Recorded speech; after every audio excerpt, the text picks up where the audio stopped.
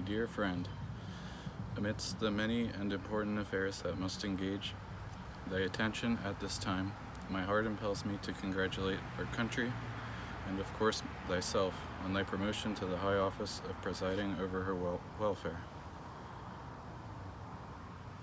What I have felt for several years, and what I now hope, it is needless and would be difficult to express.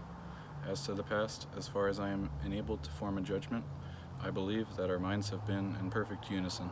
As to the future, thou art to be the principal actor, and among millions of deeply interested free men, willing, ready, and expecting to give merited applauses, I, if I live, am to be a spectator. Nor, probably, is the influence of our transactions to be confined within the limits of our own land. Perhaps we are the selected people upon earth from whom large portions of mankind are to learn that liberty is really a transcendent blessing, as capable by its enlightened energies of calmly dissipating its internal enemies, as of triumphantly repelling its foreign foes. May events be propitious, and I trust they will be. The adorable Creator of the world is infinitely benevolent, though it is impossible for our finite capacities to comprehend all his dispensations. However, we know enough to excite our warmest gratitude and firmest confidence. My belief is unhesitating that by his superintending providence a period greatly favorable is commencing in the destinies of the human race, that he may be pleased to honor thee as an instrument for advancing his gracious purposes, and that he may be thy guide and protector is the ardent wish, the fervent prayer of thy truly affectionate friend, John Dickinson. Dear Sir, no pleasure can exceed that which I received from reading your letter of the 21st. It was like the joy we expect in the mansions of the blessed. When received within the embraces of our fathers, we shall be welcomed with their blessing as having done our part not unworthily of them. The storm through which we have passed has been tremendous indeed. The tough sides of our argosy have been thoroughly tried. Her strength has stood the waves into which she was steered with a view to sink her. We shall put her on her Republican tack, and she will now show, by the beauty of her motion, the skill of her builders. Figure apart, our fellow citizens have been led hoodwinked from their principles by a most extraordinary combination of circumstances. But the band is removed, and they now see for themselves. I hope to see shortly a perfect consolidation, to effect which nothing shall be spared on my part, short of the abandonment of the principles of our revolution. A just and solid Republican government maintained here will be a standing monument and example for the aim and imitation of the people of other countries, and I join with you in the hope and belief that they will see from our example that a free government is of all others the most energetic, that the inquiry which has been excited among the mass of mankind by our revolution and its consequences will ameliorate the condition of man over a great portion of the globe.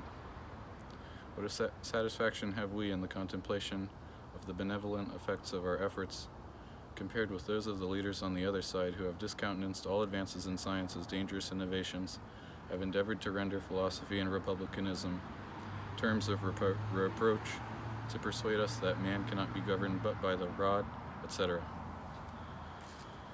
I shall have the happiness of living and dying in the contrary hope, accept assurances of my constant and sincere respect and detachment, and my affectionate salutations. Thomas Jefferson. My dear friend, thy letter of the 6th of last month I received with all the pleasure that arises from every testimony of regard given by a person highly esteemed on considerations of private and public import.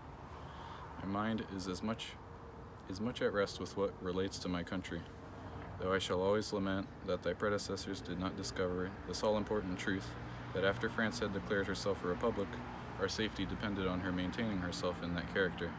Had that single position been taken by us and our movements regulated by a reference to it, the two back doors of our country might have been closed, through which, now open, in case of certain changes, incalculable evil may enter.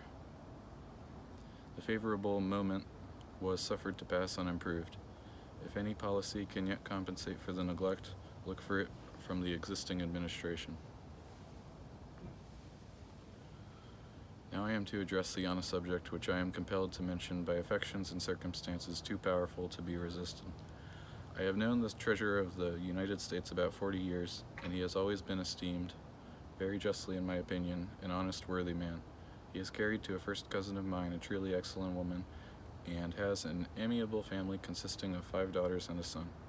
One of the daughters is married to John Reed, agent for claims, a young man exceedingly estimable, the son of George Reed, my intimate friend from youth to age, many years a member of Congress in the most distressing times, and since Chief Justice of the state, and between whom and thyself, I believe, a pleasing acquaintance subsisted. The 2 gentlemen before mentioned I beg leave most earnestly to recommend to thy notice. In judging of my heart by what I feel on this occasion, I trust that the liberty now taken will be forgiven. With every respectful recollection, I am thy affectionate friend, John Dickinson. Dear Sir, I received with great pleasure, as I do everything from you, your letter by Dr. Vaughan, and am thankful to you for making me acquainted with him. It is extremely important to the administration of the public affairs for me to be on terms of confidence with some persons of dispassionate judgment and integrity in every state, through whom I can obtain a knowledge of such matters within their state as it is essential should be known, and most particularly a knowledge of characters. The real business of our government is a manageable thing, and when I reflect on the sort of men in Europe to whom public affairs there are confided, I have no fear of failing with such coadjutors as I have. But it is the business of removal and appointment which presents the serious difficulties. All others compared with these are as nothing. There is no object I have so much at heart as to see that the interests of my fellow citizens are confided to honest men, with understanding enough for their station. My principles, and those always avowed by the Republicans, do not admit the removing any person from office merely for a difference of political opinion. Malversations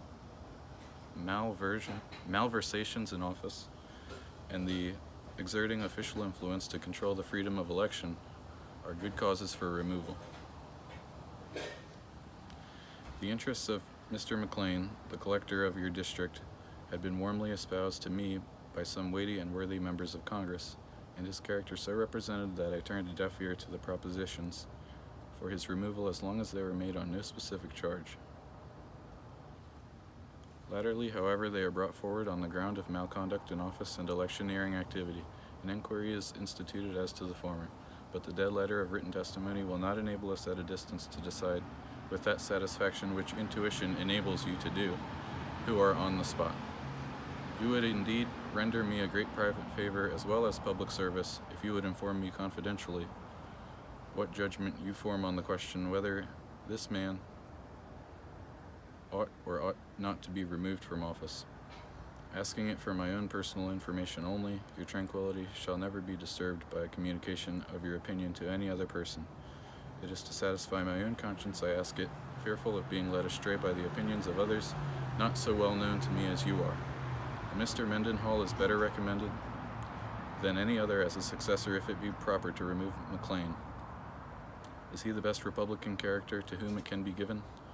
I hope when you consider the difficulty and the duty of procuring good information in cases where I must lean altogether on the information of others, you will excuse my soliciting the aid of a judgment on which I can rely implicitly. And if you should find it not too disagreeable and would spontaneously favor me from time to time with your opinions and information as to persons or things as they arise in your own state, or on the broader scale of the Union, I should consider the acquisition of such a counselor as among the most precious safeguards to the public interests confided to me. Accept, I pray you, the homage of my constant and affectionate friendship and veneration, Thomas Jefferson.